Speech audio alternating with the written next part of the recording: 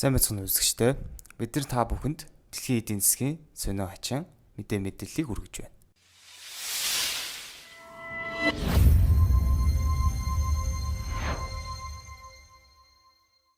За тэгэхээр өнөөдөр бид нар Францын засгийн газарт ямар үйл явдал өрнөж байгааг сонирхъя. Францд ерөнхийлөгч нь ерөнхий сайдаа сонгох эрхтэй байдаг бөгөөд 2017 оноос хойш ерөнхийлөгчийн судалсан Эммануэль Макрон 24 оноос хойш 3 ерөнхий сайд солисон байна.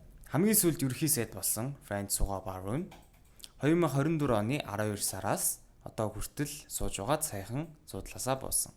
Францын зарлага өртөг нь ихсэж байсан улмаас ерөнхий сайд Барон зарлага өртгийг багасгах төлөвлөгөө гаргасан. Ерөнхий сайд Барон төлөвлөгөөндөө хоёр улсын баярын өдрийг байхгүй болгож тэтгэврийн мөнгийг төр зогсоох зэрэг сонин зүйлсийг хийсэн улмаас ард иргэд их дургуутсан. Нэр хүнд нь сонин болсон учраас Барон итгэлийн санал хураалт өөртөө өгж тэрэндээ тэмцэлгүй файрнасаа унсан байна. Одоогийн байдлаар Францын дотоодын нийт бүтээгдэхүүн нь $316 их найд доллар байгаа бөгөөд өөр нь $336 их найд доллар болсон байна. Энэ байдлаараа байгаад ах юм бол Францын эдийн засаг их хохирол үзэх шинжтэй.